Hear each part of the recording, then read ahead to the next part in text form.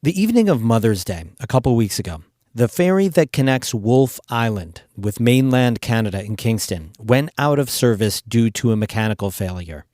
And the ferry didn't run again until well past the beginning of the workday the next day, Monday morning. It was Mother's Day. People were visiting relatives out of town, so they expected to come back and catch a ferry at 8 p.m., 9 p.m., 10 p.m., and then they arrive in Kingston and nope, there's no ferry until the morning. The story behind the beleaguered Wolfe Island ferry on today's Story of the Day.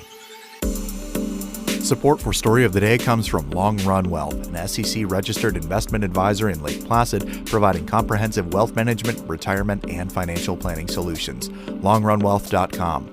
And from SciTech Business Solutions, training and consulting services to help businesses grow. More information at citec.org.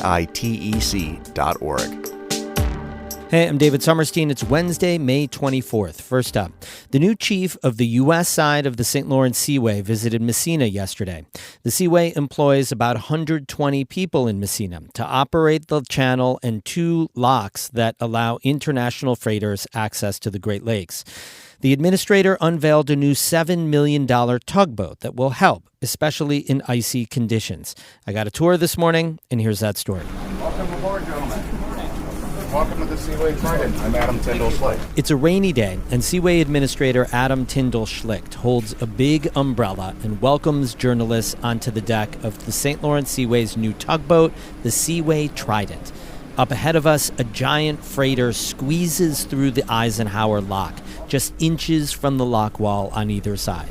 With so much vessel traffic, having a dedicated crew of expert mariners here based in the North Country that know how to operate the Seaway Trident and our other fleet of vessels really is essential to make sure that we can keep doing what we do and do what we love. More than 4,000 vessels sailed through the Seaway last year, but overall tonnage was down 5%.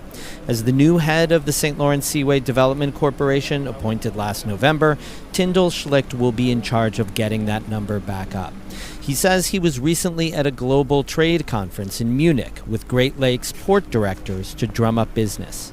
Unwrapping and unleashing what is a lot of potential still for our system. I believe that the Great Lakes Seaway system is a necessary and critical relief valve, especially in times of supply chain duress around the world. Tyndall-Schlicht says these locks in Massena could handle double the traffic if it comes. The Trident just arrived 2 weeks ago. Captain Paul Braden guides me up the stairs to the wheelhouse. It literally has that new tugboat smell still. One of the Trident's new features is it has blades that can shave ice off the lock walls at the frigid beginning and ends of the Seaway season in March and December, Braden says. Basically, the temperature drops below zero, and anytime you raise and lower the water, you'll have ice forming on the lock walls. The Seaway is hoping the Trident has better luck than its other new vessel, the $24 million Seaway Guardian tugboat and icebreaker. It was supposed to replace the 64-year-old Robinson Bay, but as reported by shipwatcher Michael Folsom, it had issues last December and had to be grounded. Tyndall-Schlicht said Wednesday bids were out to do the repairs, and they hope to have the Guardian back out on the water late this year or early next. David Sommerstein, North Country Public Radio, Massena.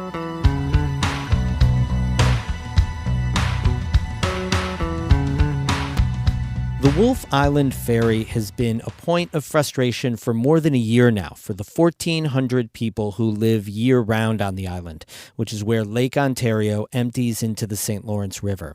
The population there balloons to several thousand residents and tourists in the summer. The ferry serves almost 1 million passengers a year. Elliot Ferguson has been covering the story for the Kingston Whig Standard. It's an important link for commuters on a daily basis. There's a lot of people who take the ferry from the island into Kingston to work. Any supplies or materials that islanders need at their homes has to come across on the ferry. It's a major tourism link. There's an international border crossing on the south side of Wolfe Island, which the highway from that leads directly to the ferry and then over onto the mainland. So it's the Wolfe Islander 3 is a link in that international route. What has happened in the last year is the frequency of unscheduled delays. Everyone knows that, on a long weekend in the summer, you're going to wait for the ferry probably. But what has angered a lot of people lately is that the ferry operators have sort of announced a few hours before that, the ferry's going out of service overnight, or ferry's going to be out of service for several hours for various reasons. People need to plan for that, and when it gets sprung on them at the last minute, they get upset. So aside from, the tourist sort of midsummer kind of delays that are understandable, what's causing all these unexpected delays? Well, that ferry is 50 years old. So there are mechanical breakdowns, engine problems, hydraulic problems. It's an aging vessel.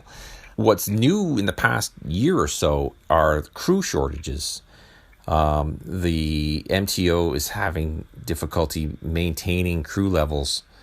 They've had to rely on temporary services to fill the crew ranks, and there are times when the ferry just cannot go because they don't have enough crew to staff it.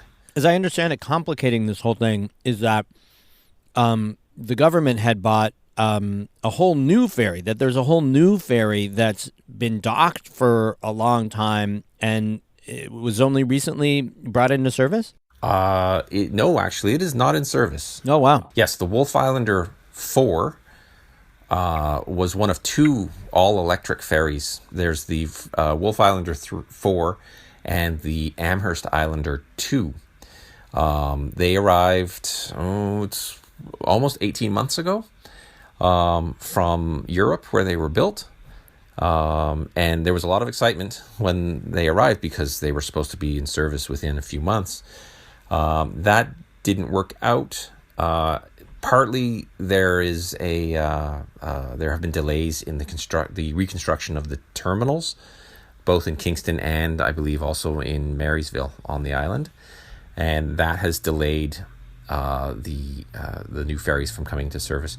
Plus, given that the government is having trouble finding crew for the current ferry, I think adding an entirely new crew for a bigger ferry is not something that the government is able to do at this point. So the Wolfe Islander 4, it had been docked in Picton for most of its time in Canada.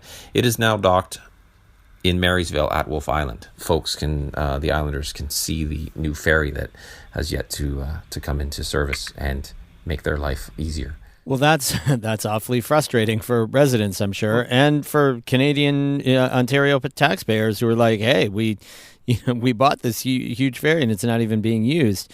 How is the government responding? Is there a lot of pressure on the government to do something? Well, the local member of parliament, Ted Hsu, brought it up at Queen's Park on Monday because it was fresh in everyone's mind at that point.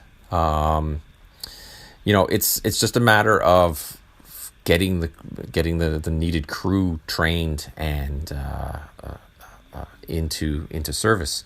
The government has said that there's a shortage of marine workers everywhere, so it's not easy to get these people. The union representing the ferry workers has said that the government is just not funding it enough, and they need to put more funds into hiring the crew that they need to safely operate the ferries. So it sounds like there could be a lot more frustrating delays of the ferry still to come. Well, the new ferry we were promised it was going to be in service last spring. We were again promised that it was going to be in service this spring. So my understanding is that the new ferry can dock at the existing terminals.